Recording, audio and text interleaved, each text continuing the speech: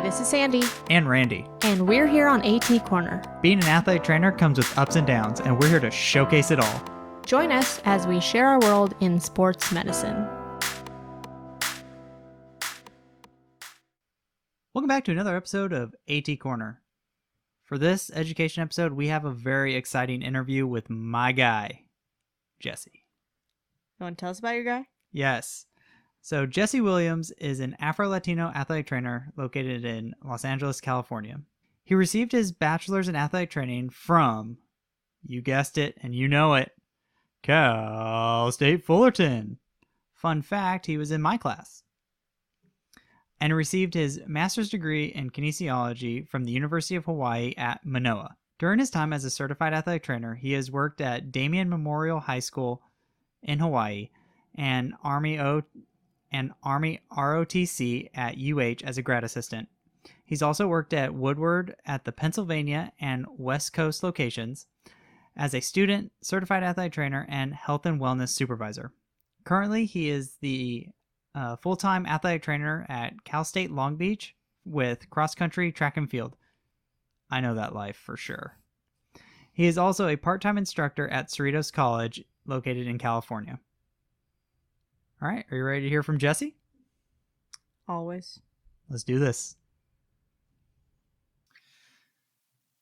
All right, so as always, we got to start with the cryo breakers. Dr. Sang would be very proud that we named it cryo breakers. So our first one for you, Jesse, is what made you become an athletic trainer? So what it was my love for sports and anatomy. As a quick answer, for sports, like I grew up playing sports.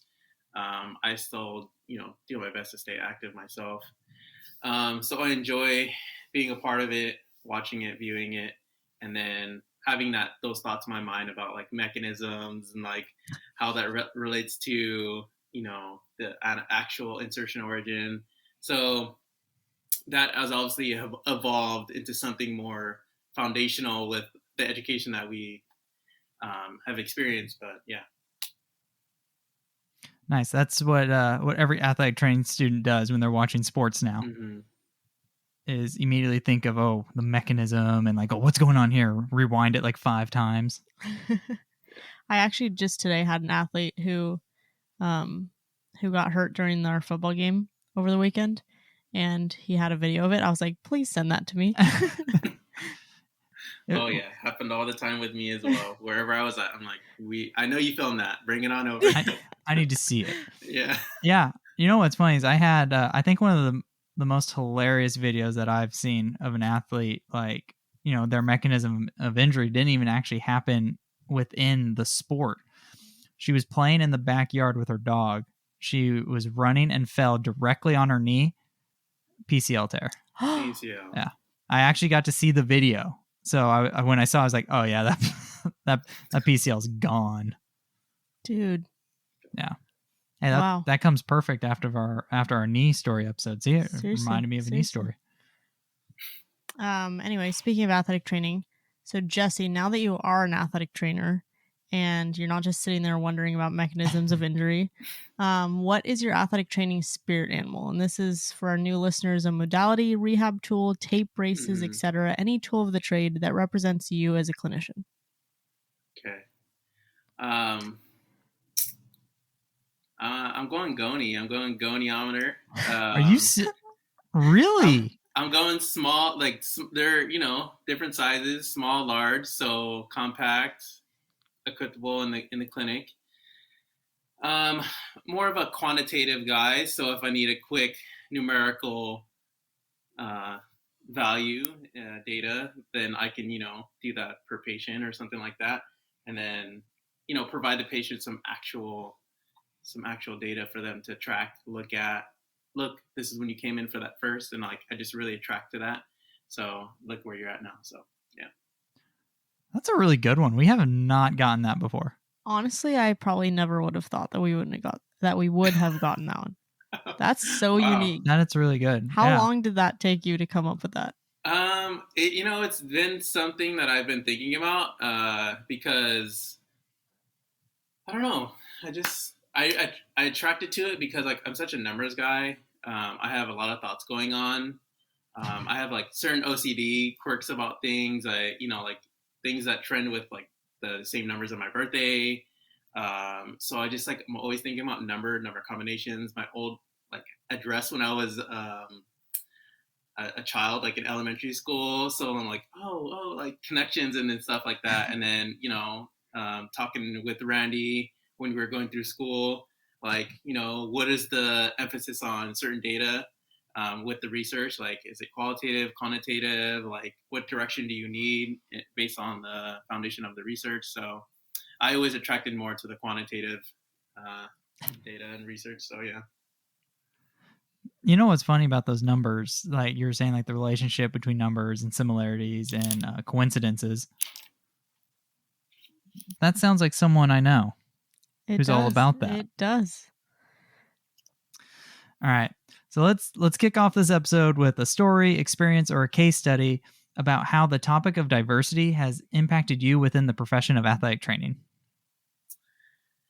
So yeah, as a young Afro-Latino in the professional athletic training, there was like a good year and a half where I was just enjoying who I was meeting. Like, like, oh, nice to meet you. Like, how'd you get to where you're at? Or, meeting a student, like, oh, like, are you, like, where are you at in your school? Like, how, being at community college, or is this something that you like grew out of high school, stuff like that. And it never came to me that, like, I don't see anyone that looks like me.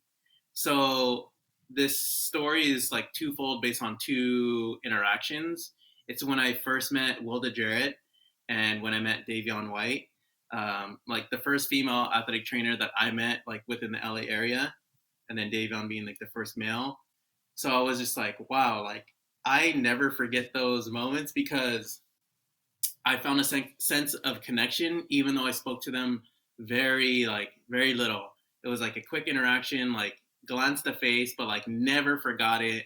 And like every time I see Wilda, like just all those rush it, like the memories and like they rush towards me and stuff like that. So it's just a good feeling with that. And like that's what sparked it was because like, okay, I had those experiences for myself, but like, okay, I know now that like I'm not the only one having that, or excuse me, I know that other people are having that feeling like, oh my God, there is someone out there that like looks like me, or I can have more of a cultural connection to, and then and not be just about athletic training. So with that, like it just meant a lot, and that's what I strive to as I've gone through my career is can I be that person for another younger student or someone I'm mentoring in the athletic training program as their preceptor and stuff like that. So yeah. Is that what also helped really fuel that passion to want to start going on to committees like the Ethnic Diversity Advisory Committee and like different task force like that? Is that what really kind of helped motivate you to get onto those? Yeah, like with us being admitted to Cal State Fullerton, lovely group and all, but it's just like when I look at us, I was just like, how come there's not more of people who look like me? Like, how can I put myself out there to make my experience through athletic training more relevant to my personal life? And that was like something I kept striving for. And then like it was such a sense of relief when I got to my first NATA conference. I was like, there they are. So I think there's just more of a presence in certain districts. So yeah. Well, I think not only in the profession of athletic training, but also our profession is such a people profession, Mm-hmm. and not just in the clinicians, but who we work with. And so I think it's so important for our patients and our athletes to feel like they are able to connect with their clinician or whoever's going to take care of them. Yeah, exactly. Yeah. When it comes down to the patient too, it's not about just like who you're networking with or, if you're seeking a mentor, like what are you looking for in a mentor, things like that. It's about the individuals we're serving and providing care to. and how that sense of relief and that connection is created based on a even just based on an interaction, not even like without even work, like just visually, just knowing and not having a conversation. And that's why I would just look back, like I barely talked to Wilda that first time, but I will never forget like that moment. So yeah, that's what it I'm means a lot. Yeah, absolutely. And I like how you brought that up for like with your patients and stuff, because we always talk about like objective stuff, Mm-hmm. like you're saying with your spirit animal. But also that like subjective of just feeling a connection is huge. Yeah. And that's what's really unique about our profession as well. Mm-hmm. So we brought up already the Ethnic Diversity Advisory Committee, or EDAC. So do you mind just explaining what is EDAC, or what is the goal of EDAC? Yeah, the goal is to address and identify um, the ethnically diverse population, not only in our like with our patients and who we're providing care to, but within the profession. Um, it goes into a little bit with the goals of what's the focus. The main one is advocacy. So we're finding current trends in the society that we need to bring to attention. And that's something that we can bring light to our patients, like, hey, what are you experiencing? What are you feeling? Is there something else going on? There's a lot of mental health coming up. So finding that connection with that, like what are the current trends that are affecting our communities? Social media has a big presence with that. So once they see a lot of it, it starts to become more relevant, and sometimes it can become heavy on the heart when they're going about their day. So that check-in means everything when it comes to that. Highlighting the sensitivity about cultural diversity, we need to keep that in mind, and then to cultivate cultural competency within the profession. And it's more or less just interacting with different ethnicities and understanding what are no's and what are yeses, and just like what's okay, and we look at it like, well, that's common sense, right? But we need to take a step back and like, why do those three things matter when we want to address, like, why are we advocating? Why do we need to bring sensitivity to cultural diversity? Why is cultural competence important? Because not only are we talking about just the umbrella of sports medicine, but we need to take a step back further, just like general, when you're looking at like hospitals and like things like that. It's like we're a part of this huge healthcare system, and EDAC is here for us and for us to interact with by joining, participating, being in that sense of community, so that we can show that athletic trainers do have a voice, and that we are leaders in healthcare. So I took a big leap when it came to, especially when I got to grad school. I took the graduate representative position, and that meant a lot to me, because I knew I was just like, okay, like this is my time to like create an impact. So yeah, that was just a little bit about that. So yeah, the goals of EDAC mean a lot to me. They sit with me as I've made my journey thus far in my career. So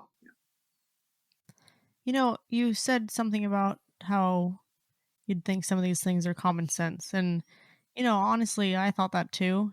And luckily, in my current position, I've had the opportunity to sit on a bunch of interview committees. And we always have a diversity question. Yeah. And it is very eye opening and very surprising that so many people cannot address it, even though it is such a big topic. Mm-hmm. And not only can they not address it, but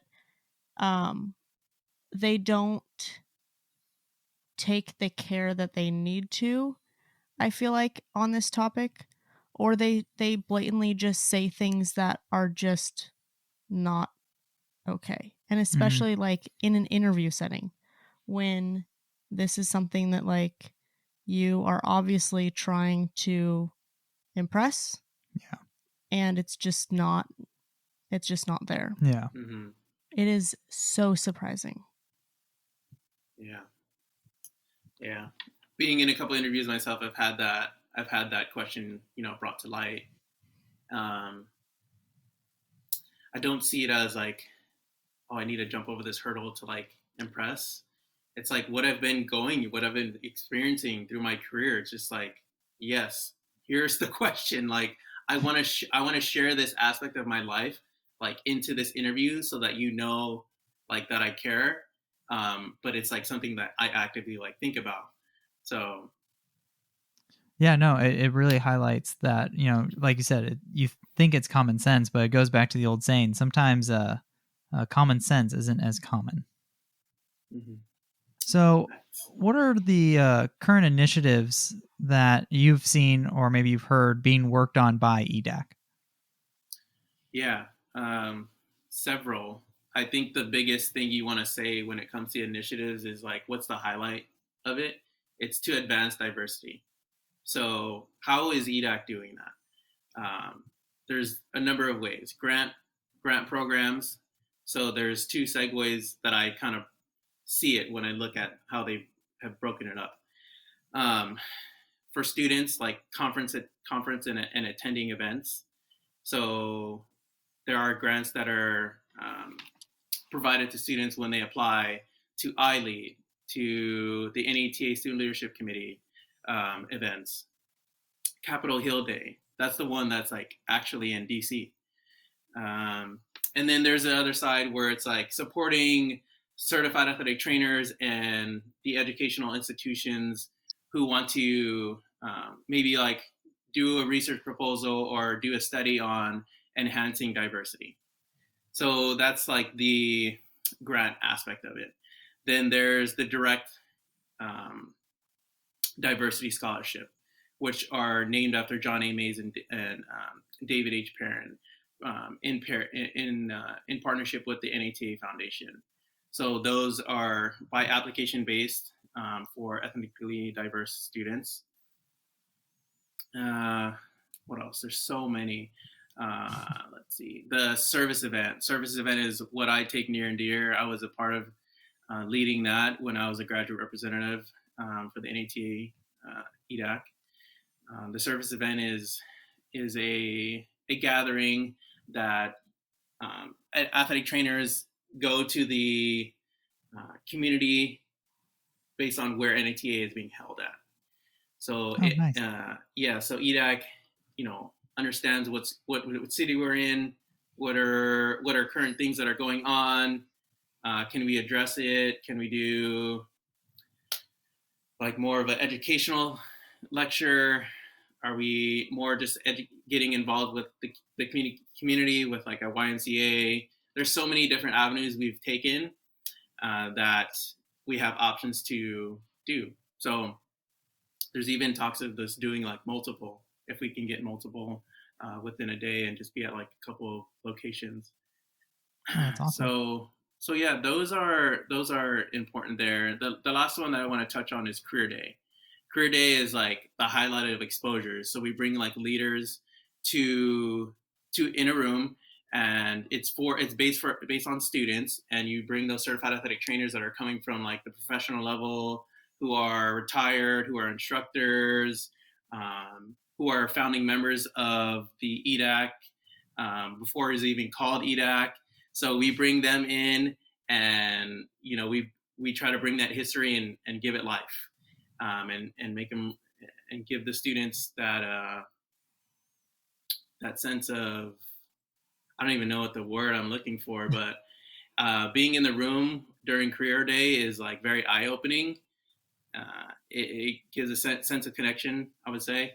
There can be people in the room you never met, but at the end, you're like, wow, like you're meeting those people, and it just feels like you've known them, and that the things that they're saying, it's just like, wow, like I felt that, and yeah, it just means like a lot. So there's like a very personal conversations going on in there from their own stories and experiences.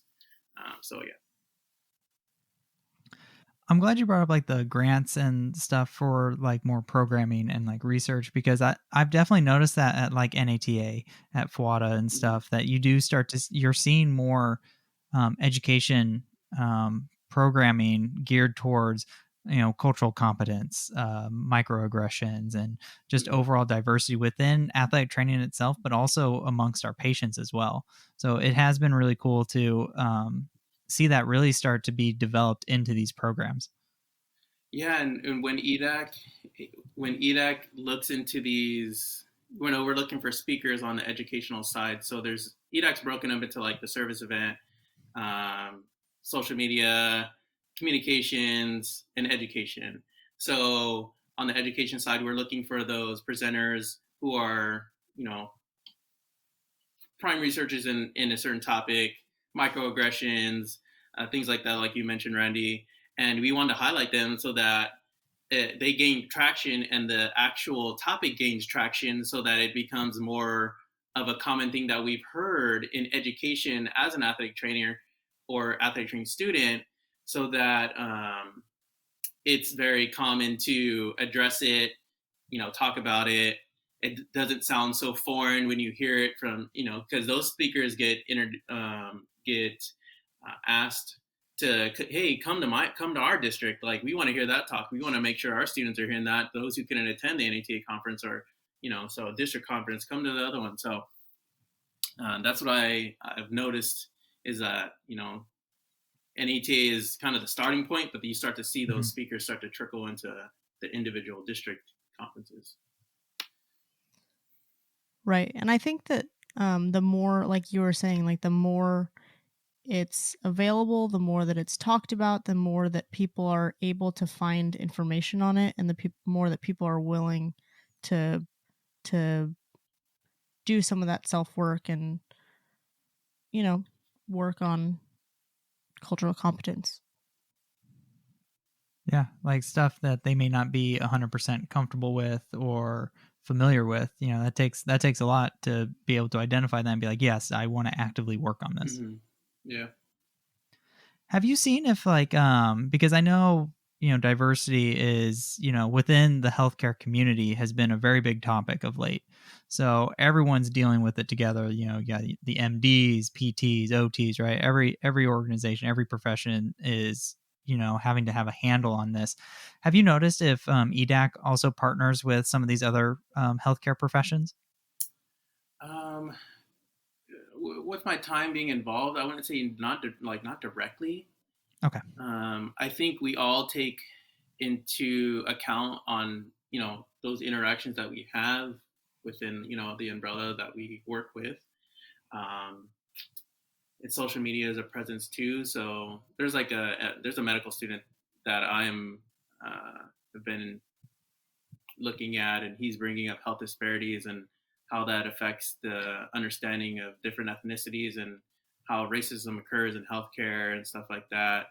And he's really bringing it to light, and it touches me because it's just like, yeah, like I don't want my patients to go through that. And like, what if I'm an athletic trainer referring them to that specialist, and they come back to me like, hey, this guy's like wouldn't treat me right, like based on how I look, or I didn't get treated right by the front office, and like I had a hard time like being comfortable there, just like that.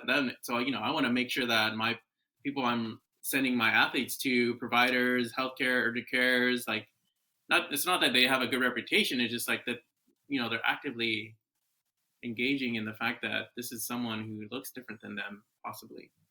Yeah. So since you've entered the profession, where have you seen improvements within the diversity of athletic training? I mentioned I was African American and Latino. It's a very like touchy topic when it comes to EDAC, because there's been this like misnomer about like, oh, EDAC is just for the blacks. So communities have taken it in their own hands and created their own communities, and EDAC has actually been in support of that. Has been like, they have reached out, and then from the network that I know and and the people that I've interacted with, I've seen those individuals who have created those committees and in the communities on social media, and they're now in EDAC. Nice, awesome. Native athletic trainers, the Latinx community. So it gives me chills. It's just like, it's not like EDAC created it, but it's like there was a need that EDAC filled, but they didn't fill everything. Like, this is just a start. So, a group of individuals felt like, no, there's more detail that we can bring light to: education, different dialects, language, history. So they know that where these individuals are coming from, their households, what stories and traditions they carry into their lives, and how that may affect their presence in a room, and how they feel like they're being treated at a certain time. They're bringing that to light. They're putting themselves out there and saying, like, we are these individuals. This is how we stand. This is what we represent. And I think it's just, again, a huge sense of connection. Even though it's different ethnicities, there is one purpose, and it's just to educate and advance diversity. And I think that is just like the ultimate goal. So I think that misnomer is like reducing. We know that those communities are rising and making more of a presence. So yeah, it really excites me on what other groups are flourishing, and I probably don't even know about certain groups that are doing just as well as the ones I know about. And eventually I will do my research to interact with them. So Yeah, absolutely. That is exciting to see. That's awesome. Yeah, we follow some of them. I know Native ATs we've had a couple interactions with, and it's just really cool to see some of the things that they share, and some of their stories. Oh, absolutely. Yeah. All right. I think it's action time. My favorite part. Yep. All right, go for it. So we have an action item for the athletic trainers listening, and I guess people who are just surround themselves in the athletic training community. What can we do to promote diversity within the profession?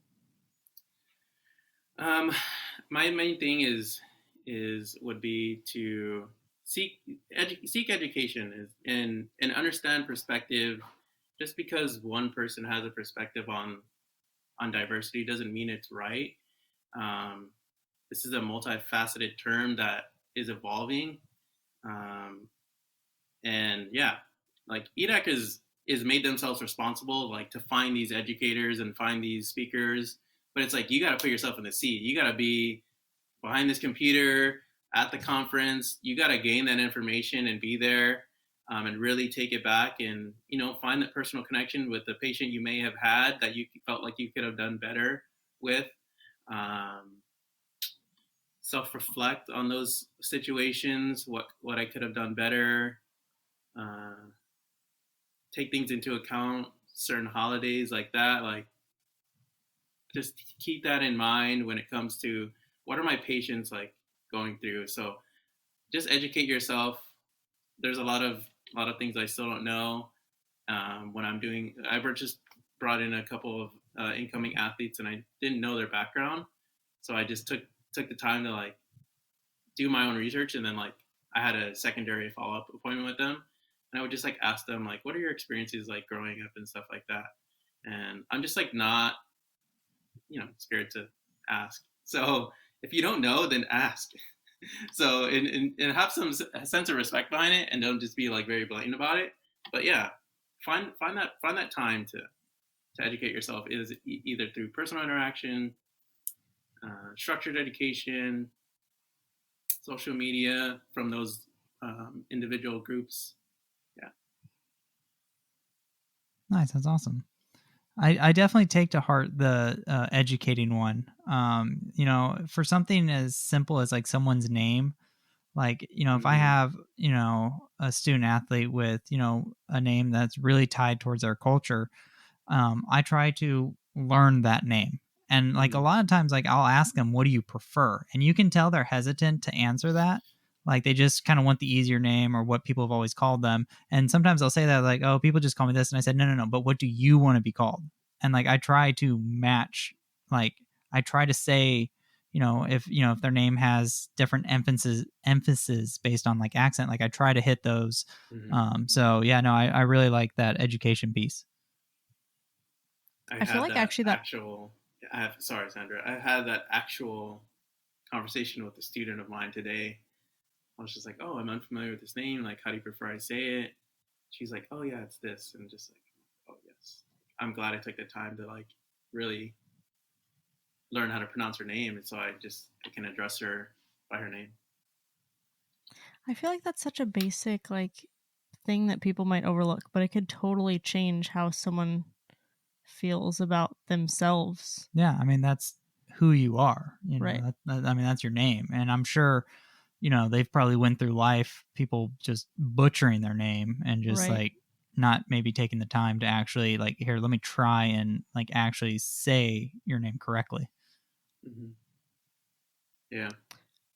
Also, what I was going to say is I feel like I really liked your answer to that action item. I feel like it was so concise, but also broad to the point that like there are little things that you can do, but also like, yeah, you can go sit down, you can educate yourself, but you can also do things that are bite-sized pieces. Like you Mhm. can use social media, you can learn someone's name, stuff like that. Yeah, I try to switch up absolutely. my screen time, not just looking for funny TikToks or things like that. Like I want to, I take time to try to be more well-rounded with rehab and that aspect of what is this community, what are their is there a certain holiday that they are mentioning that's coming up for the week, or certain ways to say a word in their native language, or something like that. So but take into consideration. So I think when we brought this episode to light, I wasn't really sure where we were going to go with it, but I think that it really highlighted some really important topics that we can really delve further into. Oh, 100%. I definitely like the aspect of what he talked about as far as like educating and learning about someone's background. I definitely pride myself on being very empathetic, so I really like learning about someone's background or what they're going through right now, what they want to do in the future. I really I enjoy learning about that. So if you guys want to comment on this episode, you can on in our Facebook group, facebook.com/group/AT Corner Podcast. We're also going to post a question of the week. Do you know what it is? Yes, it is. What does diversity mean to you? So we'll post those each week as well as the episode thread. So if you guys want to shed some light on what you've experienced, or if you just want to share some insight, share some comments, you can do so on our Facebook. We also are pretty active on our Instagram account at AT Corner Podcast, where you can also submit stories for our story episodes. So if you guys are new, we do every other episode as education or stories. This was an education episode. Next week, we are going back to our stories, where we share stories from real athletic trainers on certain topics. Yes. Randy, you got anything else to add? Nope, that was perfect. Thank you for helping us showcase athletic training behind the tape. Bye.